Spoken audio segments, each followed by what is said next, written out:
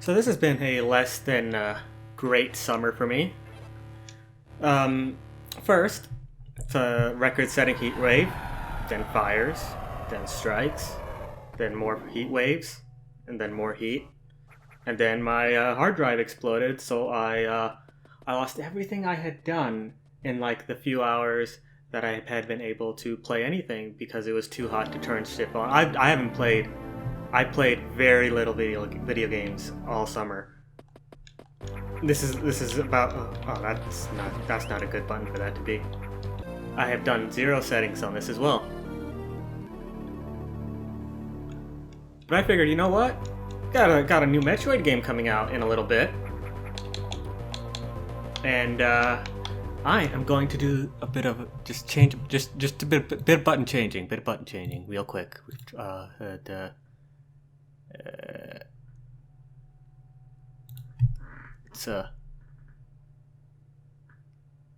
Let's adjust that to it's just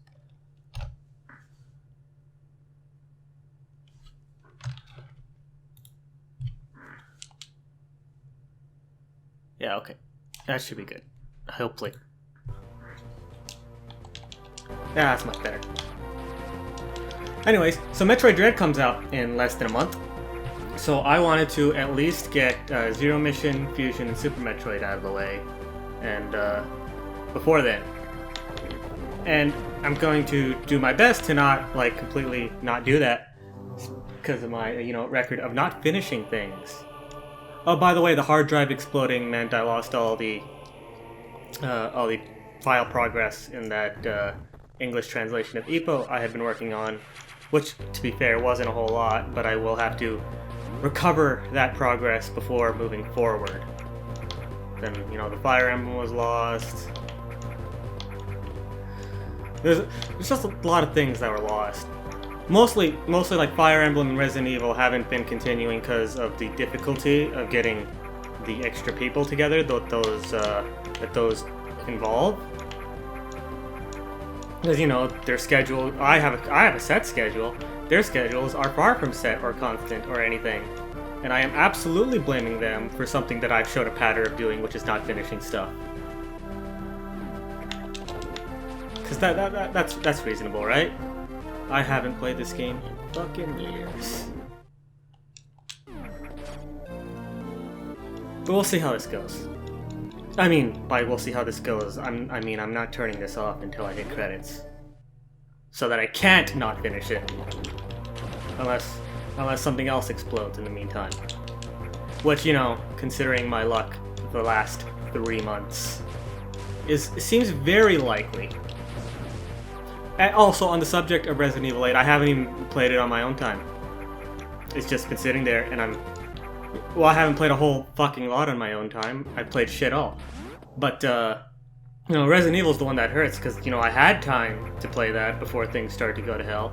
It's just, oh hey, I had agreed with some people, hey, we want to go through this together, right? Yeah, I just didn't play it. And now, it's just sitting there. Completely unplayed. And I'm not salty. Absolutely not.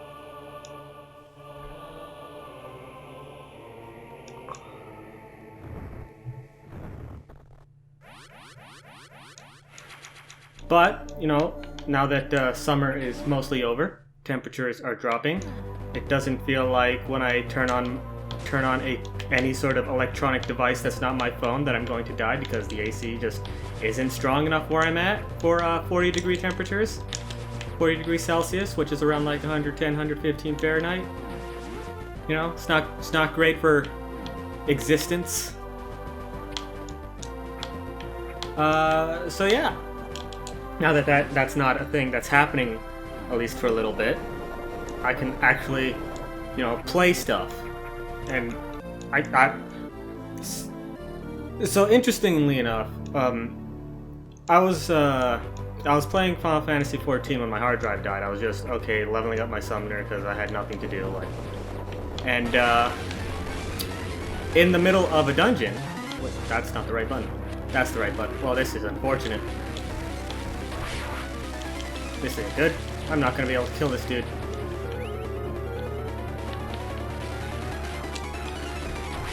Right? Oh no, I still get one shot.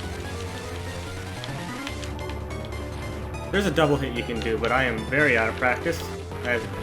Cool. I've completely fucked that up. I'm going back for another shot. Come on. Really? Oh, he's just not gonna show up? Okay, cool. Well, anyways, what you're supposed to do is kill him, then go up, get the morph balls, and then come back down, and the charge beam will just be there. But charge beam's not that great in this game anyway, so it's not a big loss. And I'm so used to being able to grab ledges for some reason, even though I'm very well aware that's not a thing you can do at this point.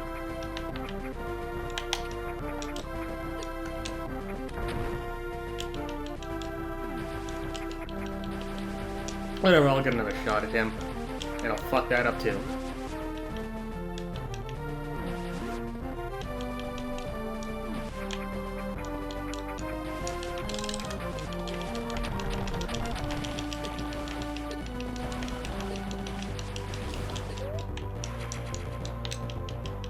I'm gonna die. This is gonna be a great fucking start. Oh my god. Oh my god. I'm not even gonna fucking risk it. I'm not even gonna fucking risk it.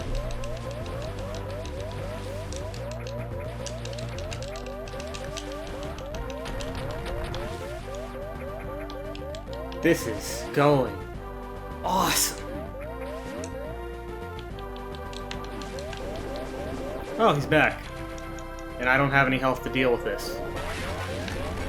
Does he at least keep the health gone? What the fuck is this? Health please. Health please. Health please.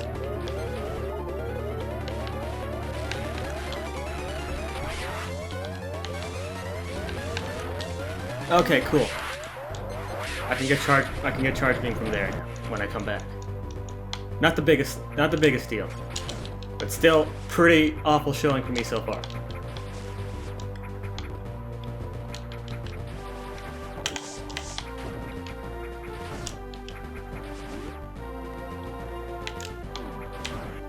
Oh, come on.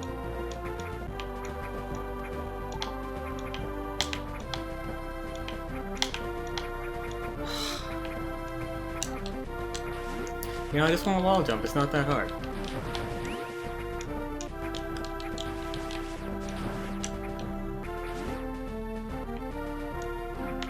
It's just not that hard of a thing to do. I shouldn't be this bad at all this early game stuff.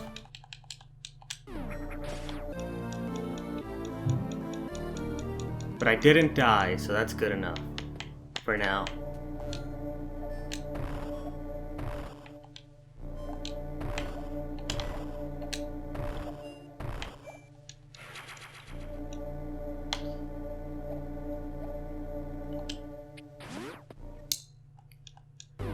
Oh, jeez. There's probably a whole bunch of faster ways to do this, but I just have no patience for nothing right now. Just a bunch of bullshit. Oh, by the way, I mentioned there is a strike or a lockout going on where I work. No details given, but it doesn't seem like it's going to end anytime soon, and that makes just like it's so boring. It's so boring because I just don't have that much to do. Most of what I have to do is prep and all that for, you know, when things get going again. And you know, just making a bunch of tutorial stuff. Putting stuff together. But it's been months now, and I'm running out of just fucks to give. It is what it is.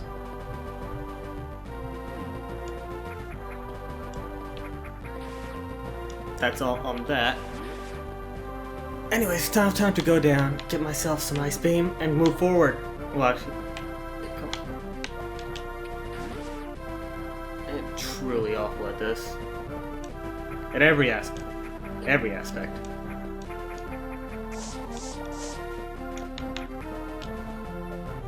Maybe I should have been on easy so I'd be faster.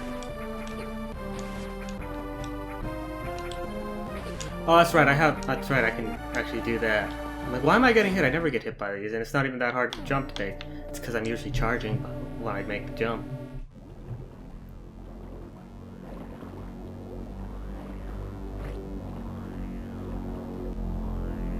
You know, if that doesn't say how long it's been, I don't know what does.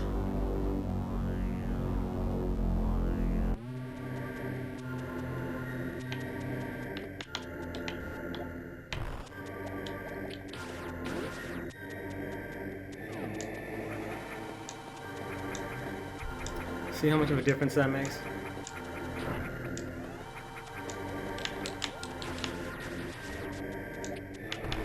So, okay, so being more in detail about, like, you know, the heat wave and the fires and shit, is there were early on in, like, late June, early July, there was a weather phenomenon over that, you know, that traveled across Canada, and it's called the heat dome. If that, you know, if that word sounds familiar to any of you.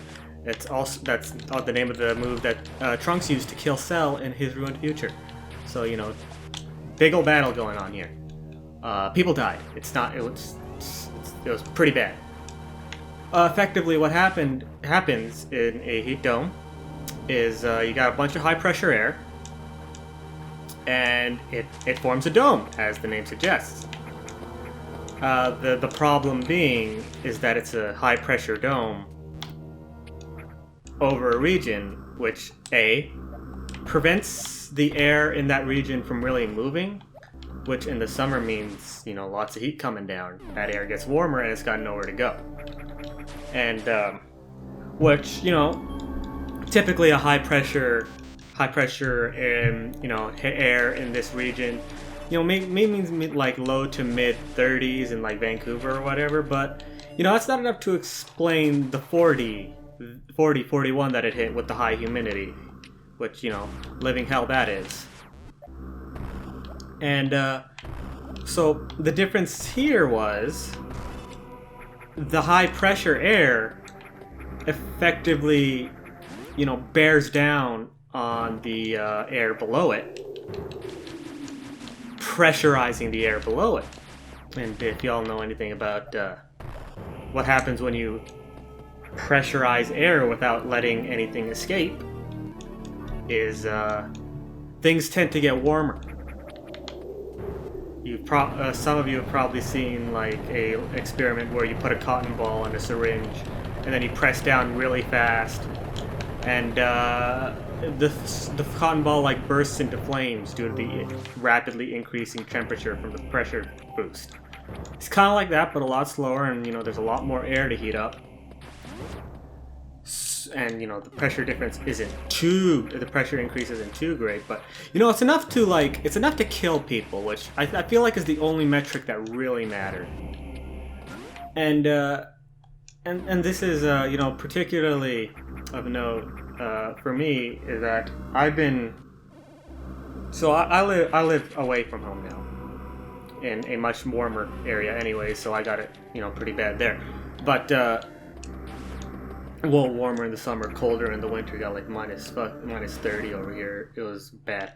Anyways, back at home where my parents live, I had been effectively in a war of attrition with my dad over whether or not our air conditioner works. He says it did. I said it didn't. My proof being that that my dog, an Alaskan Malamute, who, you know, for the longest time would just lay on the air vent in my room in the summer, because that's where the cold air was coming from, hadn't done that for the last 5 years. And I argued that this means that there's no cold air coming out of it. And his response was, oh, you could just tell for yourself. And my response to that was, A, I am as well, but B, I feel like an Alaskan Malamute would be much more, would have a much more problem with the heat than I would. So that's why she would seek out the colder areas, such as the air vent, and sleep on it all day in the summer, every day, outside of walks and whatnot. And he just refused. He just refused. So I was like, okay, I'm finally done with the university. I have a fairly good paying job. I am just going to call the people who installed our air conditioner and then just pay them to fix it. Just not even just go over his head, because I know it doesn't work.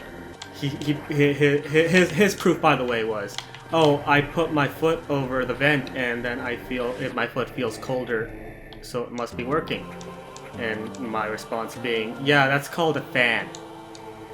The fan is still on, but there's no actual cooling of the air going on.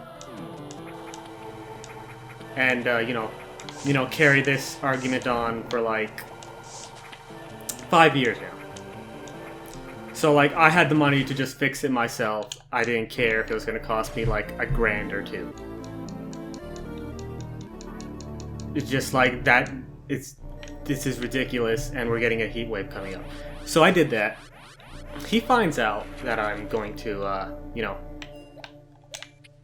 that I'm going to just do it myself, and he can't have that. He's the provider man.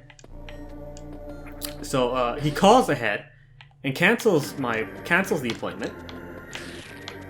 He just cancels it, because technically, his name's still on file, because it's his house and all that, and they had installed it. And what he does is that he gets the number of a guy from my uncle, who's like, yeah, I'll do it. I'll do it myself. And then the dude comes over and nothing happens. Just nothing. Then he comes over a second time, fills it full of refrigerant, and it works for a couple days. And then it stops working again. And despite now having the context of what a working air conditioner looks like fairly recently in his mind, he still has, my dad still has the same, rationale for how it's totally not broken, and that if he puts his foot over the vent, his foot feels slightly cooler. And, all that song and dance happens again. This time, there are more people in the house with that context. And he just gives up and calls the people that I called. And when they get here, so I had called and it was a June appointment, all that. By the way, if there was a thing up there where if you went up there you could fight Ridley before Crane, but whatever. So yeah, that happens. And come on, man. And okay, so I had set it for a June appointment before the heat wave. It was still pretty warm, but and they're like, okay, so they start doing the same thing. This is mid-July, where they fill it with refrigerant and see what happens, and it doesn't work. So by the first time just filling it with refrigerant didn't work, you could just assume that the problem was there's a leak in here, and as long as that leak is going on, this ain't getting fixed. So then they come back to investigate where the leak is, and they find the leak in multiple places that are not in positions or locations or even components that just welding the leak shut is really a viable option. Now that might be full of shit, I don't. But the more important part is that the warranty had expired in June. After the original appointment that I had made that had been canceled. The warranty on those components. So, in a sense, it wasn't even worth trying to fix. Because just even if it could be fixed, all those things were not going to be in warranty. Be spending almost as much money to fix it based on those locations and all that it would just cost to get a new one. So we ended up getting a new one. Now this thing had been down for 5 years at this point, may I remind you. And the only reason it got looked at was because I was just gonna do it myself. And I am not good at bomb jumping, so I just spammed the button, but that's a mostly viable option in this game, which I like.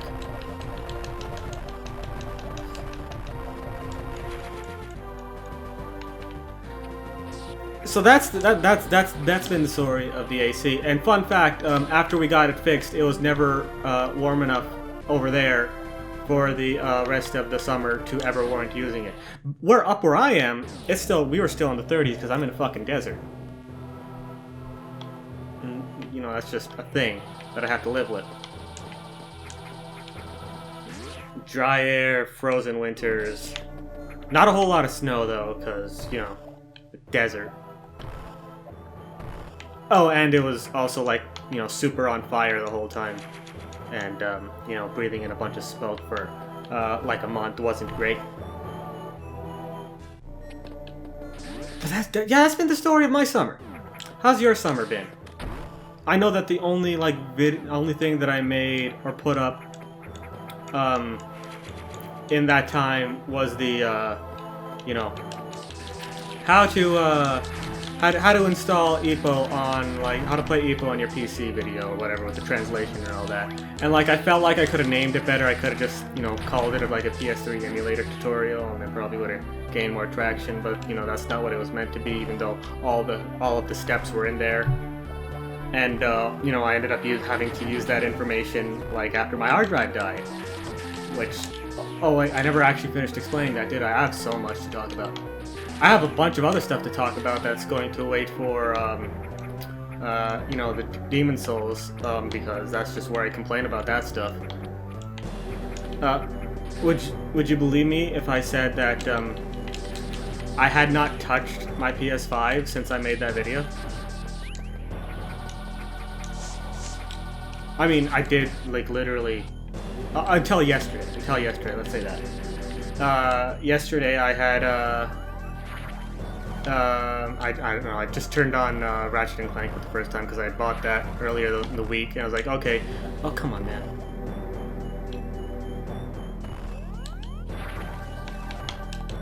Oh, that actually did hit. And that's a pretty good game, but I don't think... Well, here's the thing, like, the original, like, I don't know how many of you are aware of this, probably not many, because the only time I talked about this was way at the beginning, back when, you know, growth on YouTube was much easier, was, the original purpose of this channel was, I have money to buy games now, and that's a problem because now I'm not beating anything I buy. And, so I was like, okay, if I like record this stuff, then like I have like, okay, so when I'm playing a game, I have like, you know, something that I have to play in mind, and that's just like a thing. But what ended up happening was, at some point, gonna say like, and like that was a totally like for its intended purpose for the like first year and a half before I started getting really deep into uni, was very effective. I played and beat games that I otherwise would not have, and that was great. But what ended up happening was everything I would play on this channel would go unfinished, and it effectively became the opposite of what it had been for. I would play and beat games that I didn't record or didn't do here, and everything I did here just got left on the wayside. Case in point, I have not played Resident Evil 8 since the last, you know, since the last video you saw. And that was recorded maybe like a month before it went up.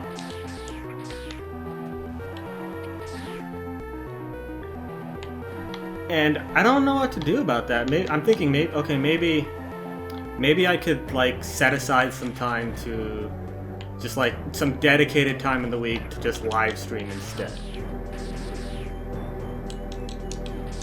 maybe the decrease, like, the more casual nature of that might help, you know, bring the goals of this channel back into line with what I'm reasonably actually going to do. By the way, if you don't get the ledge grab, you can totally make that by doing some angled bomb jumps, which I'm terrible at, so I'd never not get the ledge grab.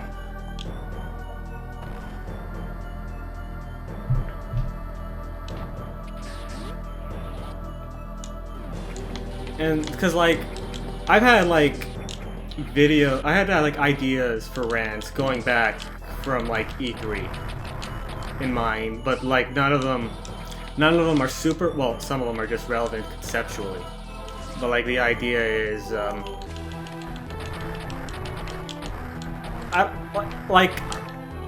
if I were to do it in the style of that regretting the PS5 rant, the video would be like 5 hours long about all the shit I have to talk about. And like I don't want to do it here because I haven't actually written down on. It would be an almost scripted thing. I would have so many notes which I haven't prepared for this, so I can't do it now. And like from that end is like, okay, so maybe like a live stream for that might not be the best set of well, I completely keep forgetting to go back over the 14 thing and the hard drive. Anyways, I should probably refill my shit. But yeah, from that perspective of, oh, there's so much to actually talk about, and there'd be like, you know, there would be like notes involved. I don't know if that would work. So I don't actually know where to go with that.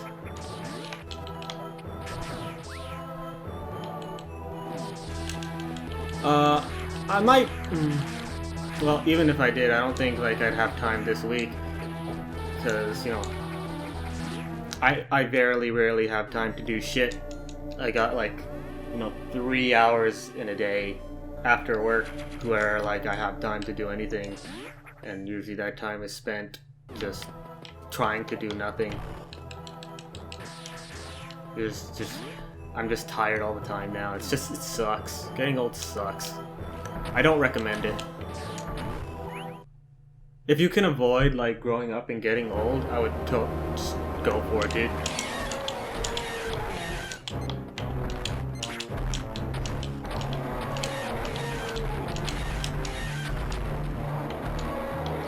God damn it.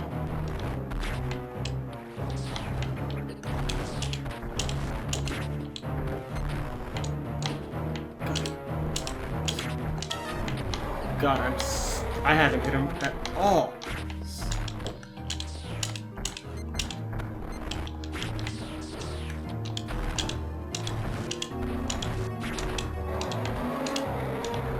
I just need him to change one more color, and then he'll be available. Oh, come on. And then I don't have to time my jumps at all. I can just use that ledge.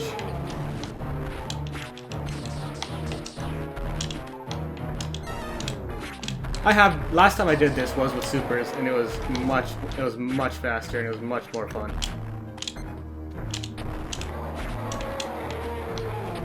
You gonna shoot the extra thing? Well, you're definitely shooting it now, which means it's gonna be much easier. Saying there aren't very many hits after that point. That went real bad.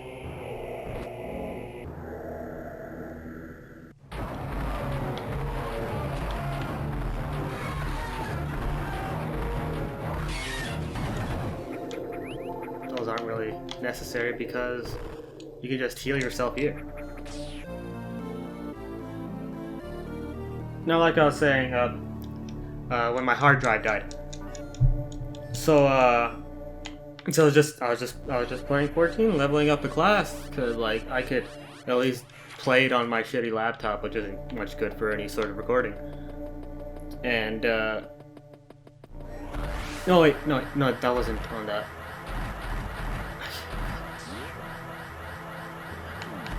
Anyways, yeah, I was playing it. I wouldn't in the small amount of free time that I did have. And what ended up happening was, in the middle of just like a dungeon run, just doing my roulette, assets stopped loading, and my hard drive started making a weird clicking noise. Thankfully, like everyone was moving, things were happening.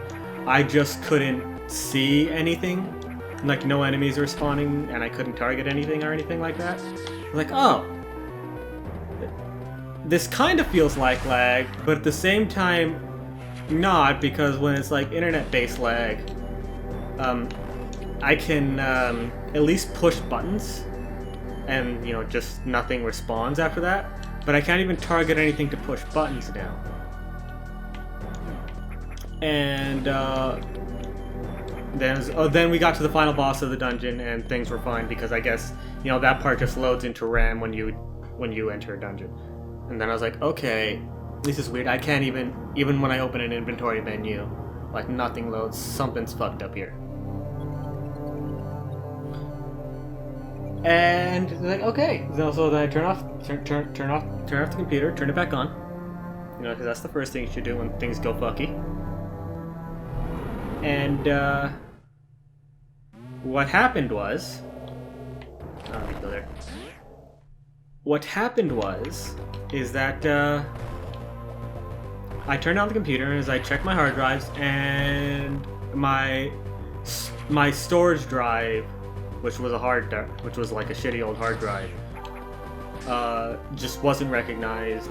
My OS is on an SSD, and I had installed an NVMe earlier, and I've been meaning to move my OS there, but I've been too lazy to do it. Which I should probably get on doing that. Like, those were still fine. It was just like the actual large storage drive that I was using for games was fucked. And all of my recording stuff had also been on there, so that was just all lost. And then there's the point of I haven't done this in a while. Should I even try? And no, when I'm actually here, it's not like it's like a chore or anything. If it was, I never would have gone past like 10 videos to begin with. But now, I'm in a state where I'm only doing 10 videos a year because I'm just exhausted all the time. It's just not a good place to be. It's just not. Let's see.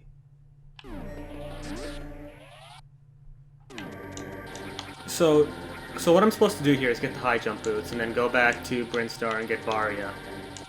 And you can absolutely go get Varia first via more bomb jumping shenanigans, which I'm just not gonna do.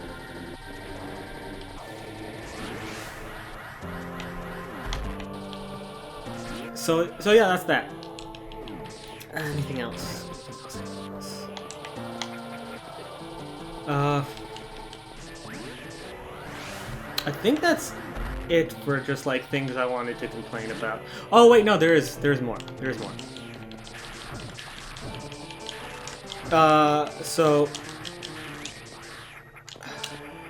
Back in I think it was April.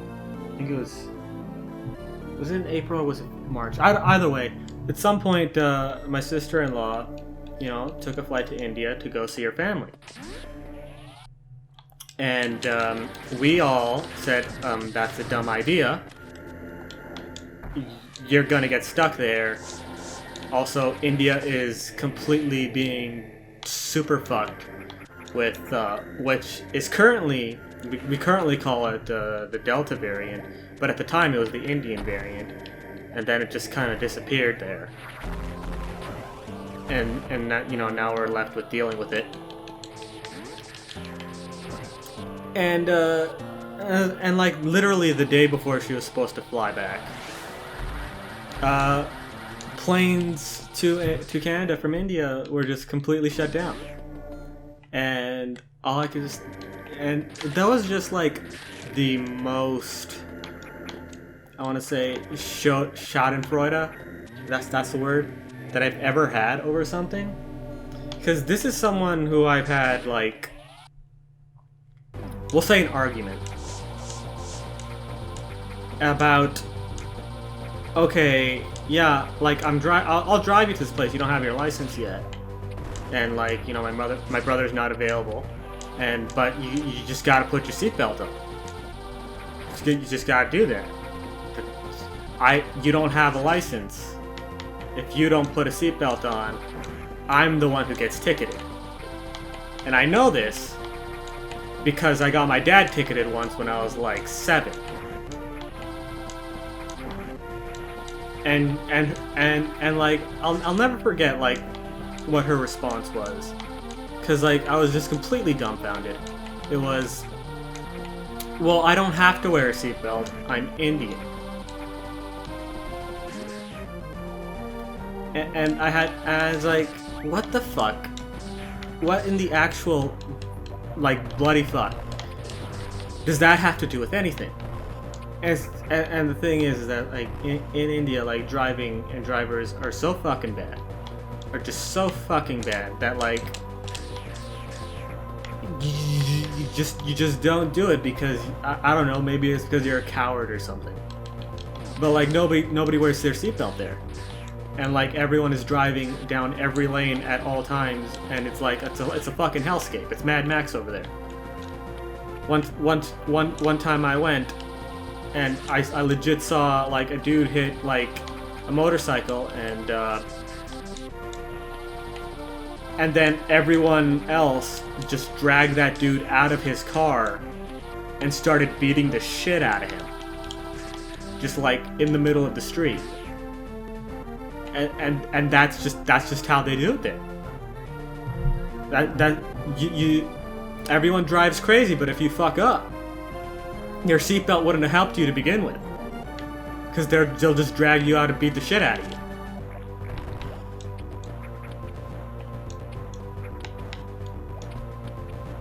you. And like, I don't know, maybe like, they feel like, a seatbelt might make me get beat much worse. I don't know, but it's stupid. Come on.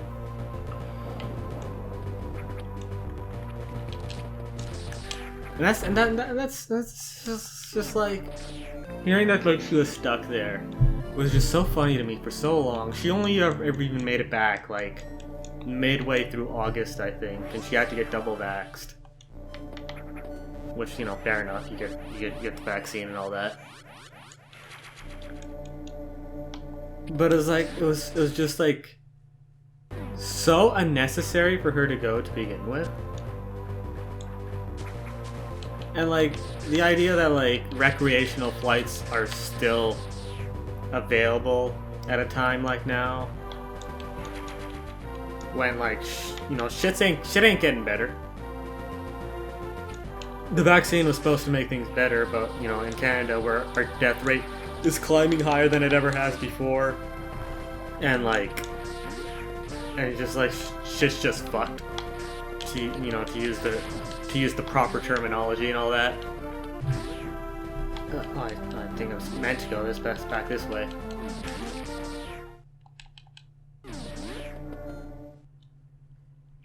That, just there's something I never understood about the COVID vaccines, is I had always been under the impression that the primary value of vaccination was herd immunity.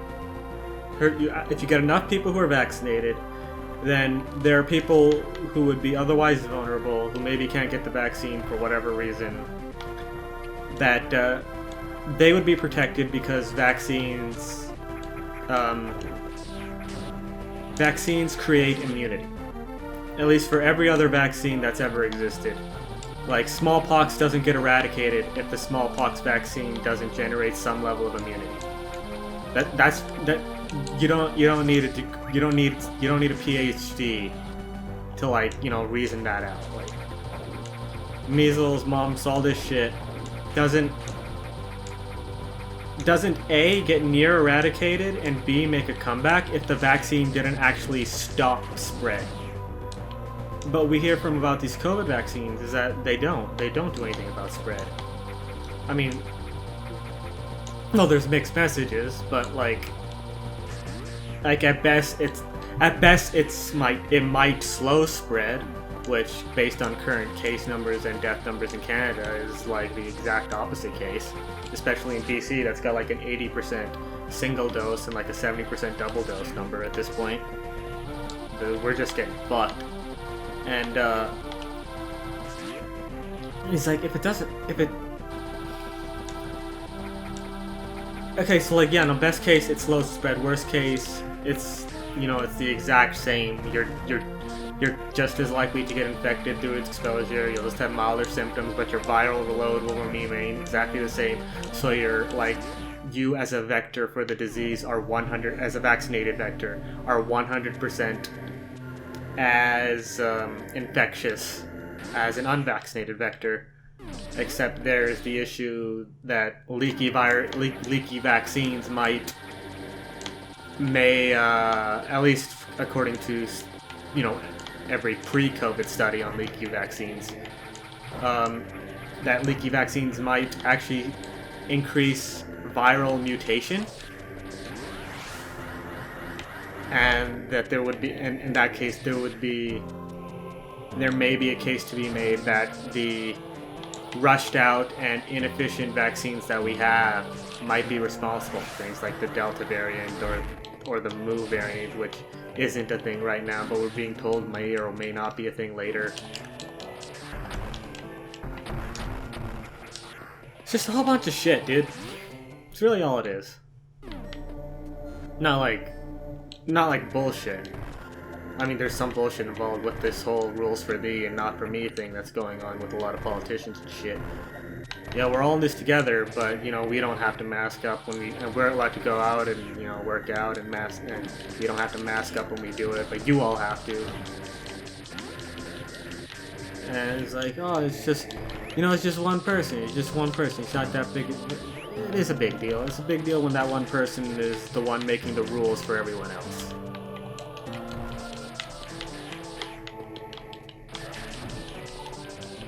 Because, like, what that creates, and this is like worst case scenario, because I don't think COVID is a world-ending pandemic. It's barely got, I mean, it's comparable to the flu in terms of like death rate, and its strength over the flu is in its infectivity. Well, its reported death rate may or may not be that, because, you know, earlier this year there was a CDC report that as few as like 6% of all COVID deaths were COVID only. Am I even going the right way? And whereas everything else, there was some like significant comorbidity.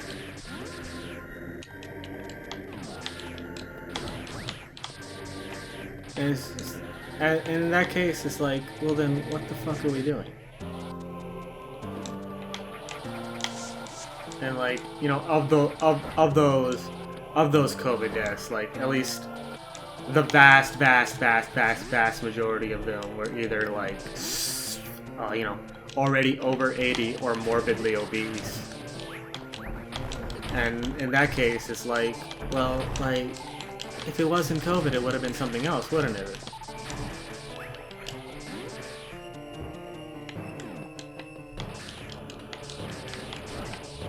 But, you know, it is what it is.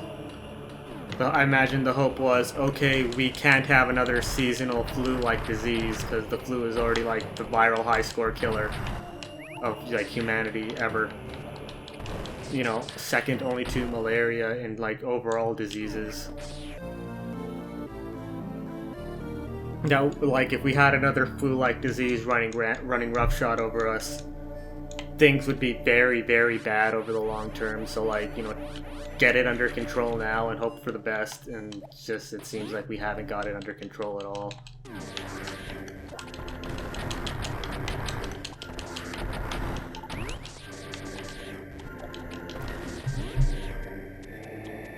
But but like I keep saying, it is what it is, and like that's really all I can say. It's none of this is my expertise. All I know is that in like, well, we have a low trust society forming. Like we're supposed to be able to trust experts. That's just a thing. That's the social contract we agreed to. That's the social contract we've agreed to here. Is that we have experts and all that, and they know what they're talking about in terms of just like these larger than life problems.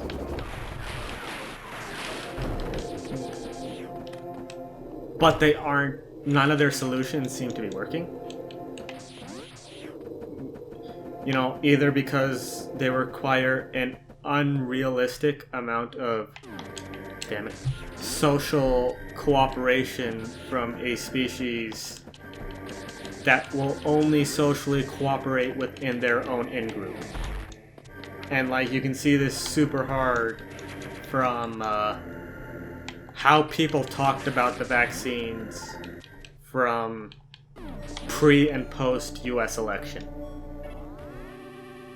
Or pre and post inauguration because pre-election the vaccine stuff was, oh, there's no way we can develop an effective vaccine in a year, and like I'm still kind of that opinion, but it's not my place to tell you what's best for you. That's your doctor's place.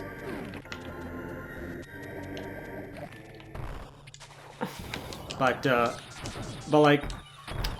like I think it was a week after the election, Joe Biden had won, and damn it, I totally fucked that up.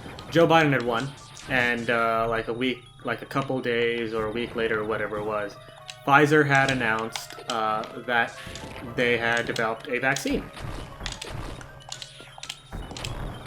This is too high to do this efficiently. Normally you'd want to aim up diagonally.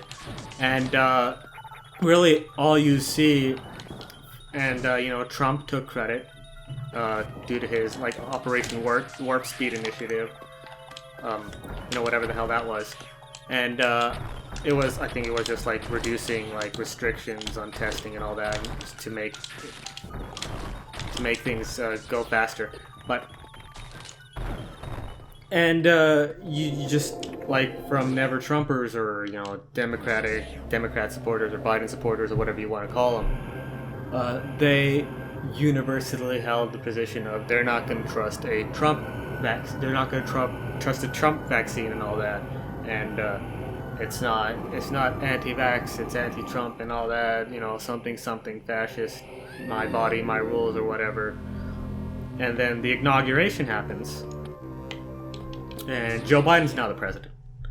And now it's Biden's responsibility to distribute these vaccines and all that. And from that and then suddenly everything reverses.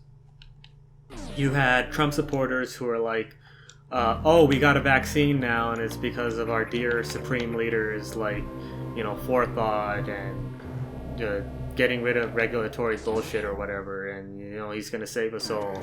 And the other side going like, oh, he's a fascist, blah blah blah blah blah. And then the other side is like, and then like Biden becomes president, and suddenly it's y'all are anti-science, anti-vaxxers, trust the science, which the phrase trust the science is something I hate more than anything in the world. Because no, science is explicitly about the opposite of trust. It's question everything.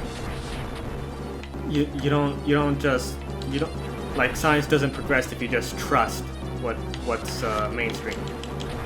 You have to question it and like try to break it, and if shit doesn't break, then it works out.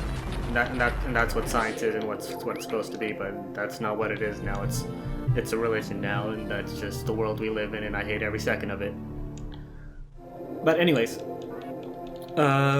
so you have one side saying, trust the science, trust the scientists, don't be an anti-vaxxer, and like, and the other side being like, oh, something rewrite.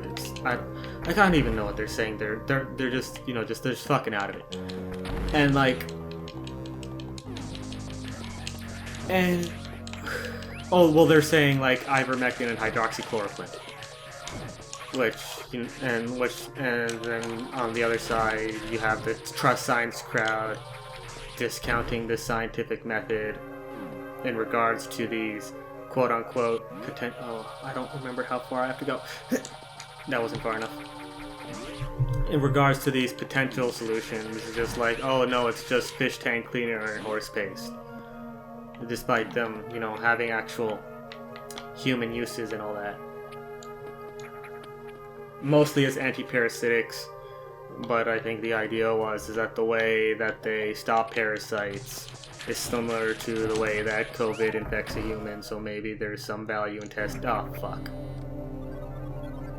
So maybe there's some value in, checking if it tracks and is applicable. And like, that's fair, but that doesn't, just because there might be something there doesn't mean it's a miracle cure for whatever we're dealing with here. But you'll have that side saying that it is a miracle. They're denying us our proper medicine to inject us with nanomachines so that we can have the Metal Gear Solid Hell future with the PMCs. And the Patriots and all that. And I've kind of gone off track. I kind of just want to play Metal Gear Solid right now. Now that I've said that. Man, Metal Gear Solid 1 to 3 are just fucking best games ever made. I say that a lot. I say that about Resident Evil 4 and Majora's Mask, but like, they're different things. Games are such a diverse medium that a lot of them can be like objectively the best because they're different experiences overall. And like then you might argue, well then separate that by genre. It's like, well no, it's not so much about genre, it's more about like the experience. Metal Gear Solid is an experience, which is why 4 and 5 were so disappointing. Because I'm trying to word this. Metal Gear Solid 4 and 5 were so disappointed because they didn't push they didn't try to push like what had been what Metal Gear was. They didn't try to push that forward at all. They were just trying to like tie up loose ends.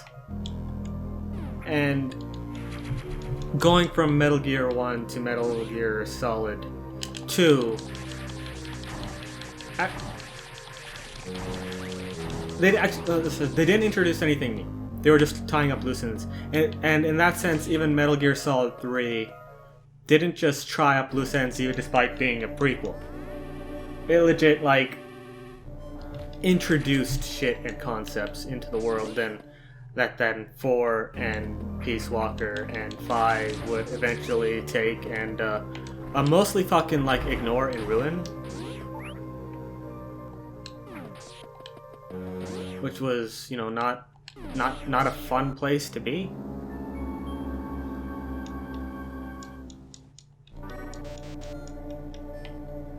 And I went from vaccines to Metal Gear Solid, didn't I? I did. Anyways, yeah. So like, Metal Gear is just like, oh hey, I want to make like an Escape from New York, character in like an action game. Oh, but you're working on the MSX, which can't actually handle action. Okay, so I guess it's like Is Escape from New York or Escape from LA? Anyways, it's well, it's like the MSX can't handle action, so like, what do we do now? Well, let's make it a stealth game, a stealth secret agent game. Like, you know, it wasn't that great, but it was acceptable. You introduced the character, you introduced the world, so there was some like intrigue and some betrayal. It was pretty alright. And then like there was a port to the NES, which was like a completely different fucking thing. And then the NES game got a sequel, and Kojima was like, "What the fuck is this?" And made his own like proper sequel, Metal Gear 2: Solid Snake, and that's a legitimately great game that is that I would call like the foundation for where the franchise truly had its wait, what am I even doing? That's just like what people love about it. Is where it's all introduced in like Metal Gear 2. And then Metal Gear Solid comes out on the Sony PlayStation, and it's 3D and it's tactical espionage action, and it's basically the same story as Metal Gear 2, while being a sequel. And then they did that again in Metal Gear Solid 2, but this time Kojima decided he was just going to be the most prophetic human who has ever lived, and straight up just predict the next 20 years of the future with his like insane rambling about memes and the digital age, and like how like, you know, control will no longer be through force but through controlling information, and it's honestly a hellscape. It's honestly a hell scenario that I think about every day, and prevents me from sleeping at night sometimes.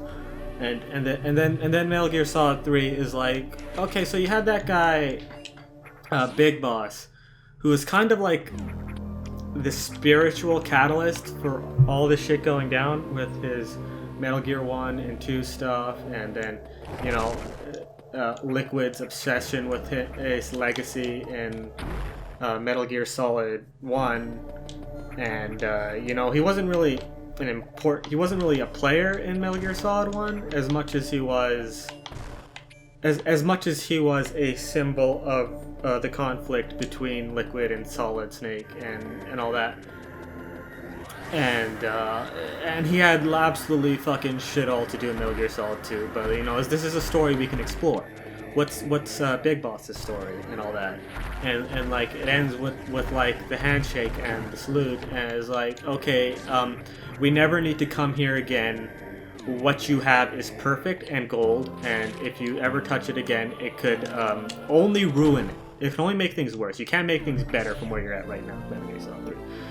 And then Metal Gear Solid 4 happens, and they go in with the explicit goal to follow up Metal Gear Solid 2, whose entire design philosophy was there is no after this. This is just the state. This is just the state of the world, and make your peace with it, or something along those lines. There's no such thing as a proper sequel to Metal Gear Solid 2, but money says there's a sequel to Metal Gear Solid 2 now. It's called Metal Gear Solid 4. Fucking get to it, Kojima. And the only thing that you could do from like an actual, you know, design standpoint and like, you know, real world like events, what's happened since Metal Gear Solid 2 came out is reference Metal Gear Solid 3, which you know, as we established, was so perfect in how it presented its story that anything trying to push it further with more, you know, context, or this is where a where they are now segment could only make things worse, and it did for like the entire setting. And then 5 happens, and it's only half a game. I never actually played 5, but I'm aware that it's half a game, and he Kojima ballooned shit so fucking much that despite being like a high-ranking member of the whatever the board committee on Konami who's making all like the big dick decisions, they just fucking kicked him out because he was bankrupting the company with his unchecked ambition, and like when you like read up on like the development history of Metal Gear Solid 5, which honestly I feel like I can make a video on that, like a proper like video essay ass video on that. But like when you read up on it, is like, oh, a lot of what's happened to a lot of where Konami's at now is at least partially Kojima's fault. The dude went too hard, and maybe I'm like reading this wrong, and like if I do try to make that video and my research will find something else. But from what I know, at least off the top of my head, is that Metal Gear Solid 5 started development like shortly after 4, and then there was Peace Walker and all that, and the game was effectively like remade twice. And then, you know, they built the Fox engine from scratch because that was the only way to do what he needed to do. And like even then when it came out, it was only half done, and that was like, you know, 8 years after 4 had come out at this point.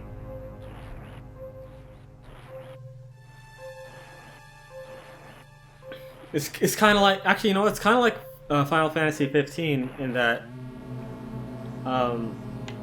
unchecked ambition in video games never goes well.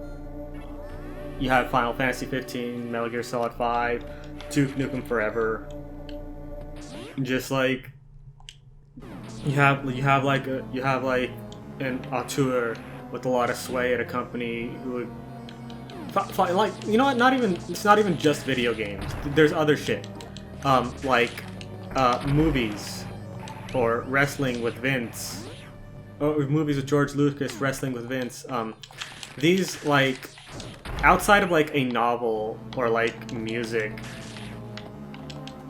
the idea of just, oh fucking goddamn it, I'm pushing the wrong buttons here. The idea that you can just have one person be like an unchecked mad genius and like give them everything they want just doesn't work. I would like more supers, please. Thank you. Cool.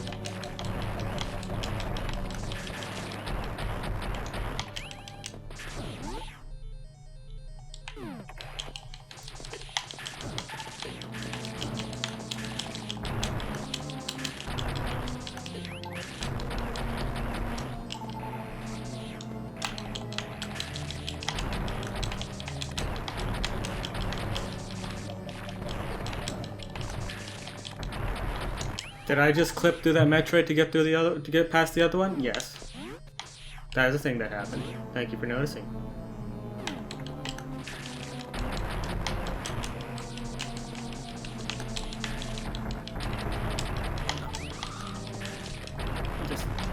I need to like I have so many thoughts going through my head that I just need to stop and like.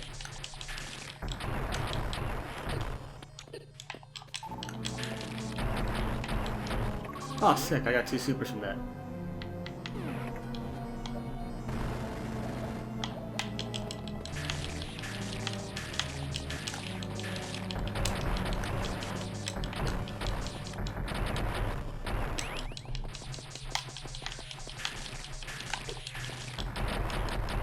Ah, fuck! Well, I thought I had hit him more than that.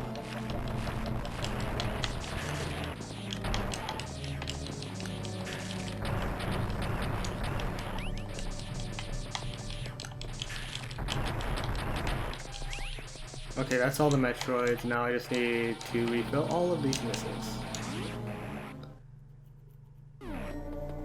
So as I was saying before my Metal Gear tangent, like in a low trust society, like say we do like actually defeat COVID as everyone is hoping we do, which I don't think is possible. I think we're just living with it for the rest of time now, and that's just something we gotta deal with.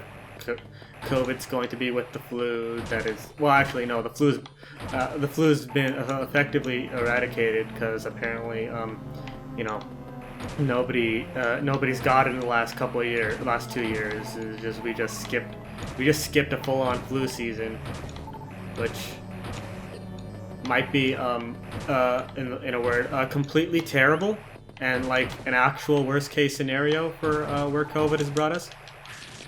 Because people talk about the flu being not that bad, but the reason the flu isn't that bad is because we have a vaccine for it, and you might think, well, the flu vaccine doesn't always work. It's only 60% effective, and like the COVID vaccines are better than that. Why do people, why would the flu vaccine not working that well be much more of a problem than the COVID vaccine not working that well? And the answer is actually pretty simple. The flu is such a problem because it is so like ridiculously like mutagenic. I think that's the word.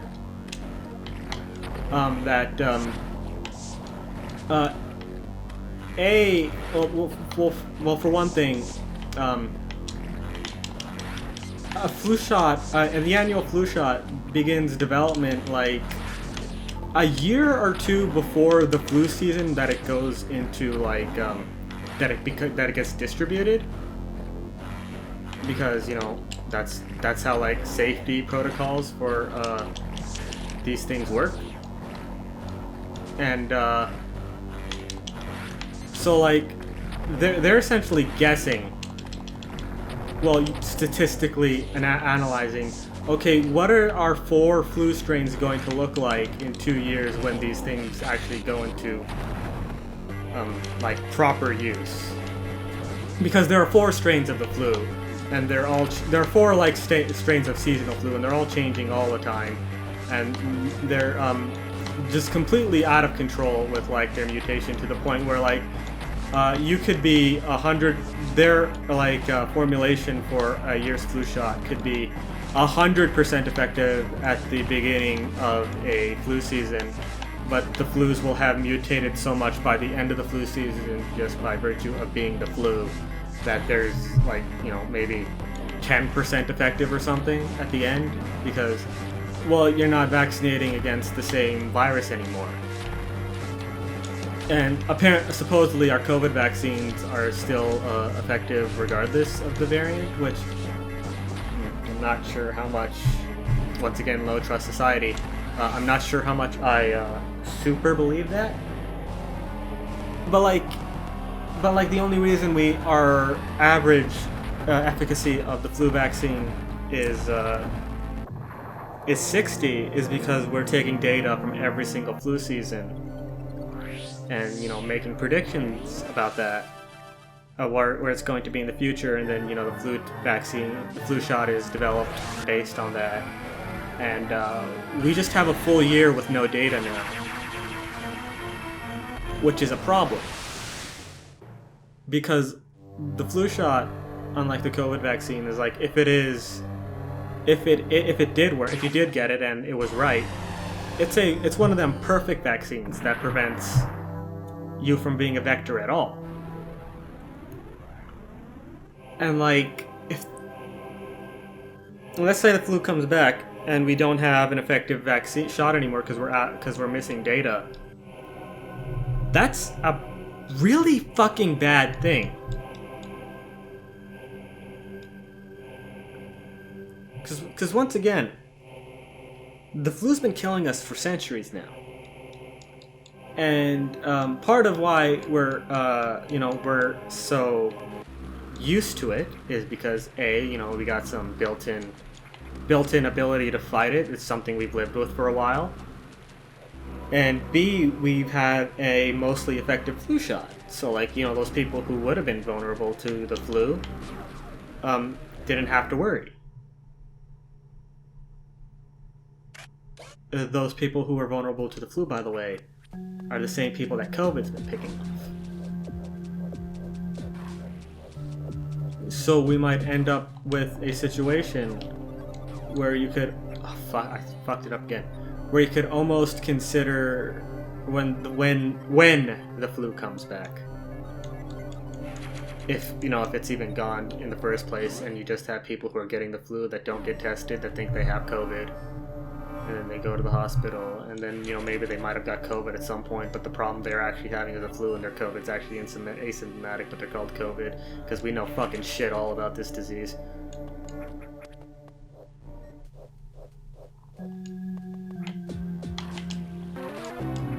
I don't know if there's a way to actually avoid getting caught by that guy.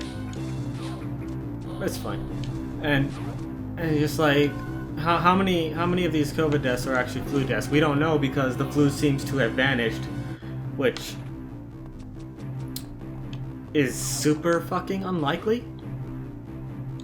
And like, you could argue that, oh, well, that's a failure I've never experienced before in my life. Normally I fail there.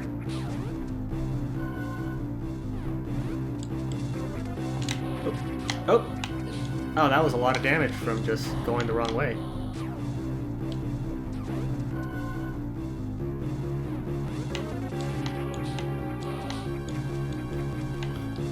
And like, you'll have, and it's like, you need to be able to trust, like, you need to be able to trust for, like, the way our society is like now. You need to be able to, for things to be in a good place and, like, you know, running smoothly, and not, you know, complete trash like it's been since that damn gorilla died.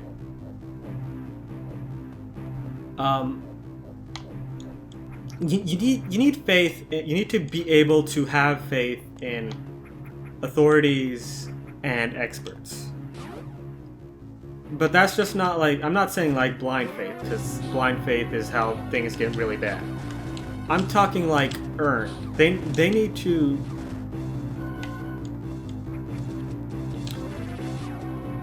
They need to be worthy of that trust at the same time as... To the point where, like, you trust them because they're worth trusting.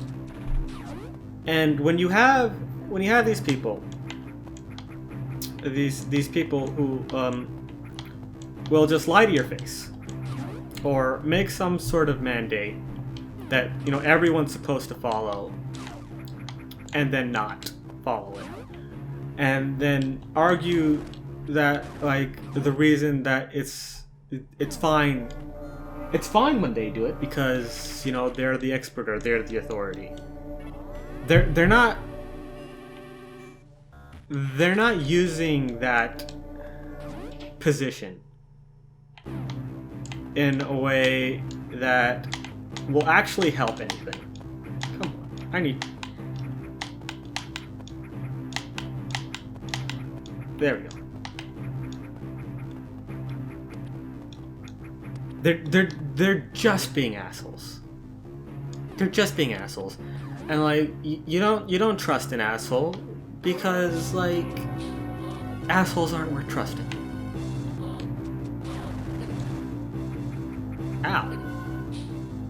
Ow. Pretty sure there was a way I could just drop down and not have to deal with this, but whatever.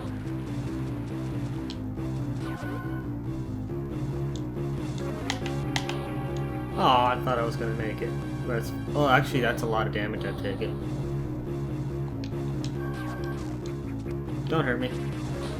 I'm just a lady in a suit. I messed that up. I was supposed to hide up there because I thought this was a different spot.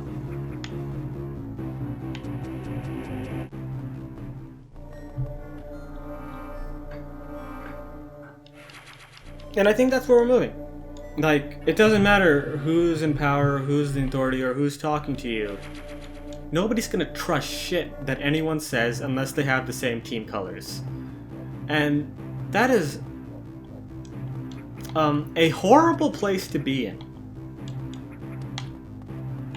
That, like, cooperation isn't even, like, a concept that people will accept anymore. You're either with us or against us, and the only way you're with us is if you believe all of the same things we do. And here are all of our purity tests. If you fail a single one, go fuck yourself. That's not how things should work. If the actual end goal is, like, you know, people being happy and fulfilled with their lives. But that's just where we are. It's not about being happy. It's about winning or being right. Or, you know, if the other side's in power, then the best thing that could possibly happen is this: everything goes to hell, because that means you were right. And that's all that matters. You know, Trump was president for 4 years, and the country crumbled around him, and it needed to crumble because that meant that we were right about him being bad. And you know, now that Biden's in power, everything is that was still wrong under Trump is still wrong under Biden. And you know, we told you if we picked Trump, then things wouldn't be wrong despite them being wrong, even though Trump was Biden, or Trump and Biden fight. And it's just there's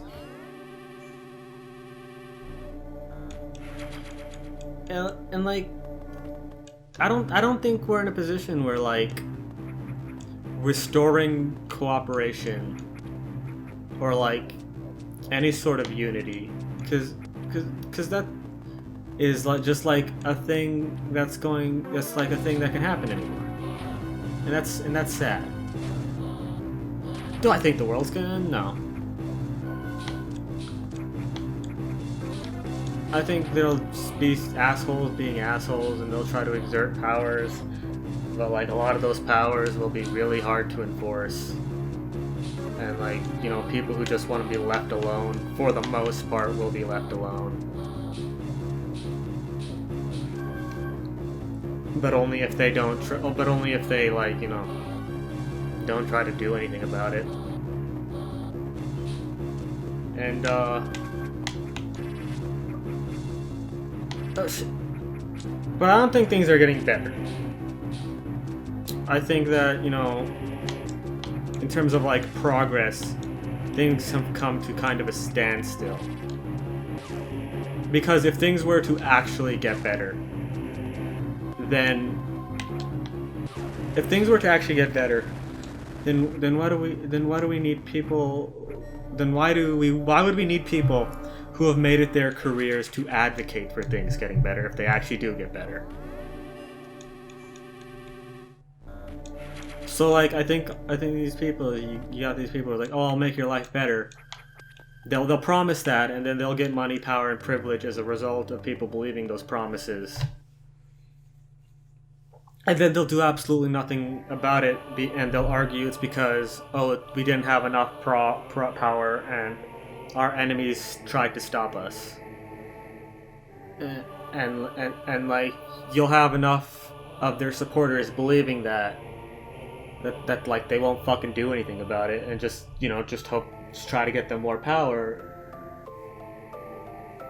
But they'll always leave in just enough opposition so that they can keep making that pitch, and then nothing will ever change.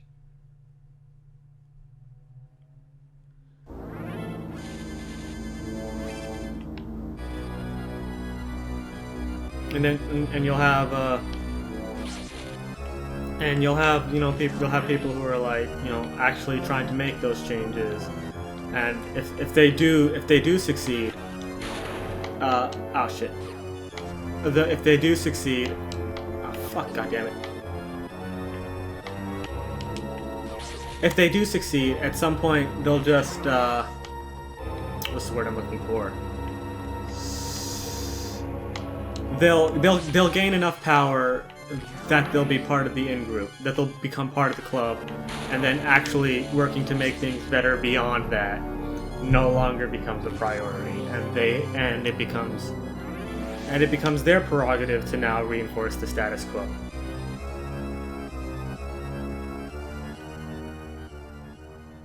And like I think the biggest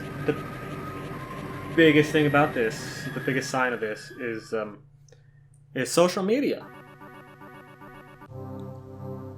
All social media was conceived as a way to connect people. And then it became not those people. And those people became the enemy, and they need to remain the enemy. And they can never be defeated. They're not allowed to be defeated. Because if they're defeated, then they need to find a new enemy. And the more enemies you like. By the way, I absolutely love this part of the game. Like more than most things. It is absolutely fantastic. It is this section of the game where you effectively become a god. Is just my favorite. Is just my favorite part in like a video game. It's like this is like the kind of power set you have when you hack a game, but it's something that you just get at the end because hey, this is the end of the game. Just go fuck shit up, and it's so good. I love it so much.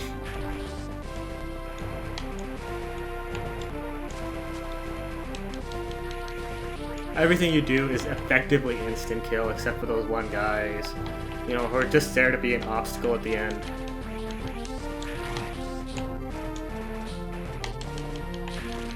It's just so fun. I'm gonna stop talking about like downers. I'm just gonna start talking about how much I love Metroid, and I love that Metroid 5 is finally coming out after 19 years. Metroid Fusion came out 19 years ago, and it ended with kind of like a cliffhanger in that what else have the Galactic Federation been keeping from Samus? They had been breeding Metroids, which by the way came up again in Other M. So like the fact that they were doing it in Fusion became less of a shock. It should have been less of a shock to Samus, because it's like, oh, you're doing it again. How many times do I have to teach you this lesson, old man?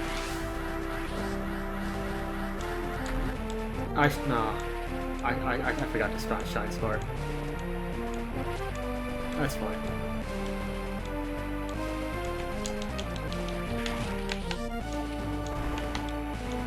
Did I stop that extra did I stop those things from being exploded when I jumped into them?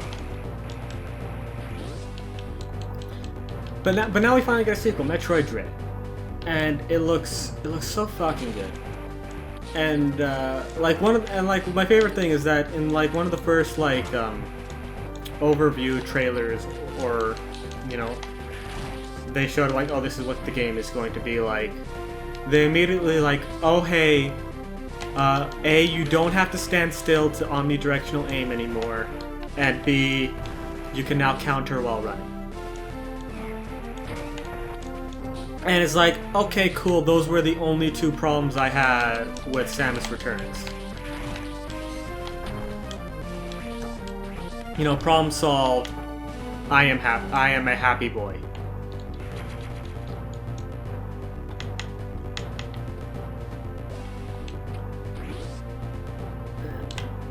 Where am I going?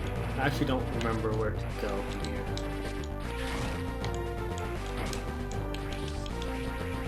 I know I'm supposed to go to the oh wait, yeah, the ships are probably up here. Yeah, okay, this is where I'm going. For some reason, my A button didn't respond.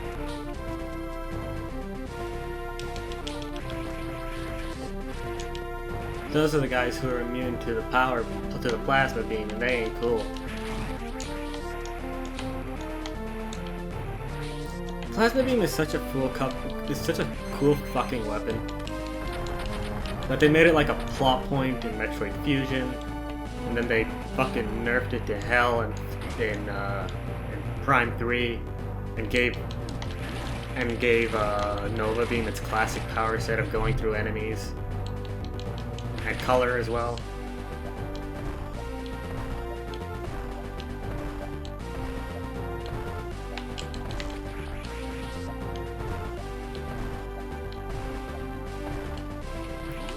It is interesting that the morph ball bombs are a downgrade from Samus's gun. Ow. I'm taking a lot of damage here.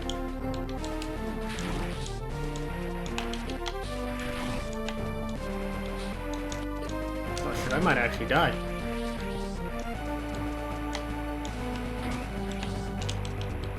Ah, it's fine. I'll be good. There's a save point right up there.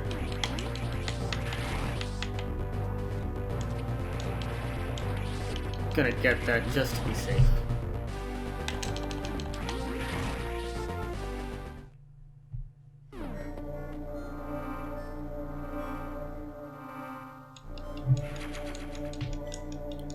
So what you're supposed to do, if you're going for 100% now, is we're gonna get the power bombs real quick up here. And you get the power bombs, and then you go back to the glass tube and you break it open with the power bomb. And then you can go explore the entire game world with your complete power set.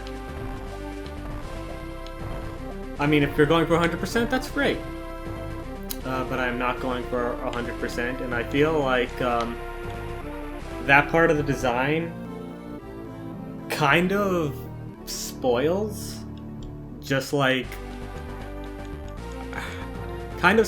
like the tone of this segment. Well, I'm not getting those extra power bombs, it seems.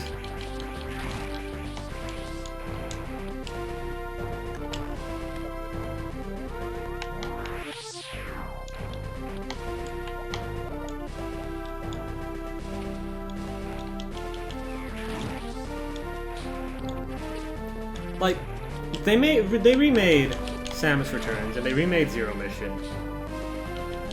So, I'm wondering if they would ever consider remaking Super Metroid? But at the same time, I feel like Super Metroid is such its own, like, perfect thing in terms of, like, its movement and all that, that if they tried to update it for, like, modern movement strategies and all that, well, like, not strategies, like how they changed how wall jumping works, and that you're going to go a set distance away, and that just does not jive with things. Oh my god, my aim is so good. You don't even. Okay, I hit him twice.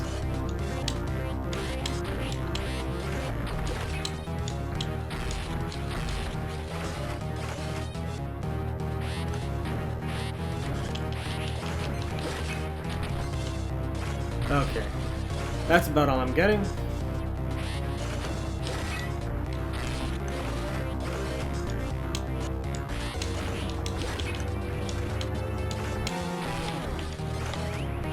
Interesting note about this boss is that its HP is actually dependent on your collection amount.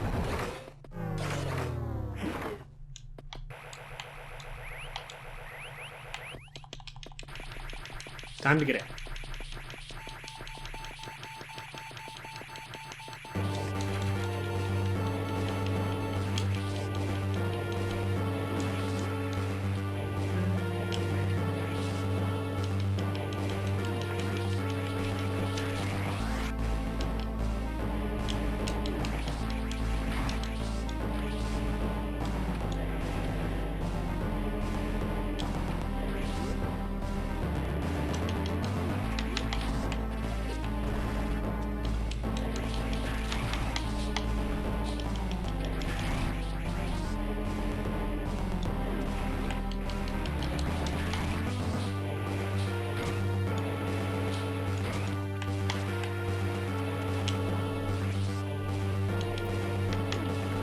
I don't have anything to say past this point. Let's just enjoy the escape sequence.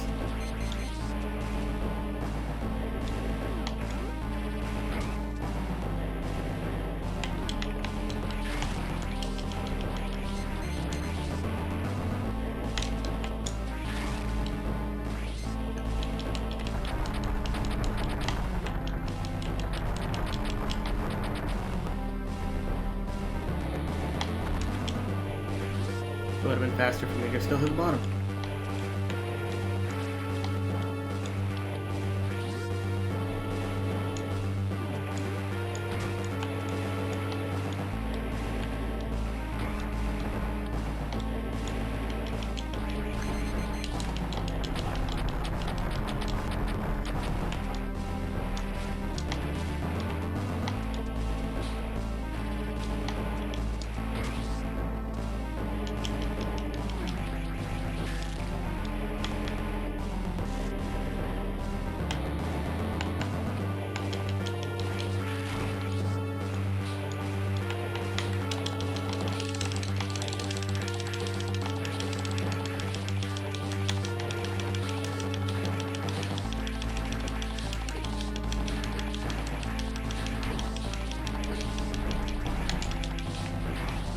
There's a thing you can do where you just shoot them like pointing down and all that, and then they just never get to you, and it didn't work out.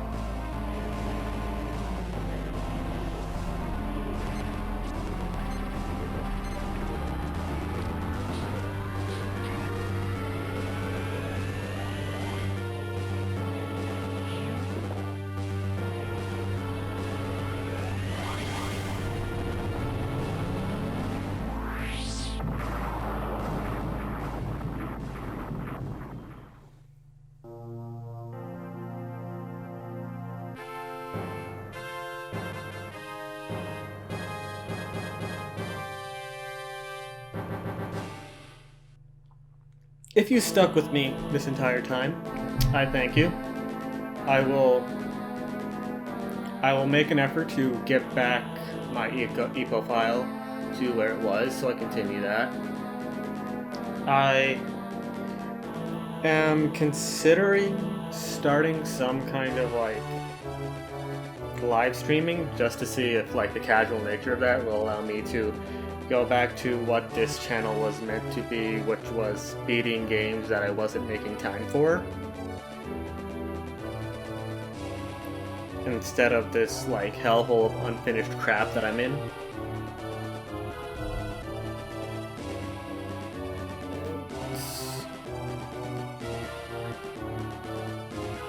And like I feel like actually having like a set schedule for that, like, hey, I'm going to be on at this time to do whatever, would be very helpful for that.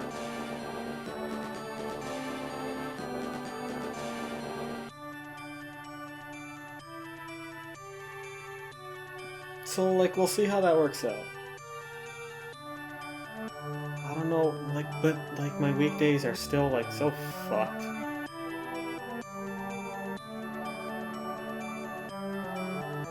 And like my weekends are unpredictable.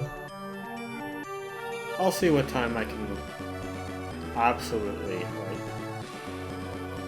like you know, set aside for this stuff.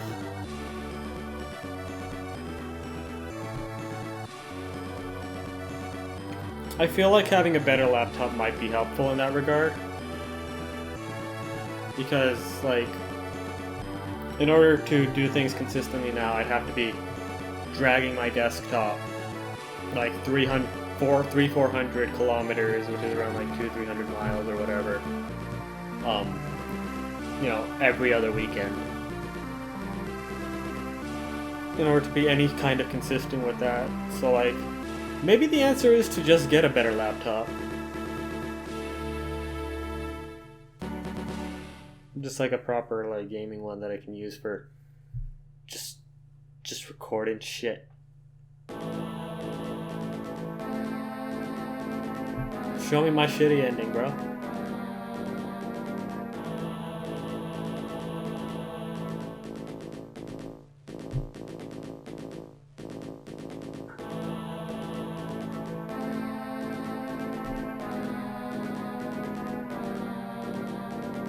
Yeah, that's about right. As it says in the bottom, I'll see you guys next time.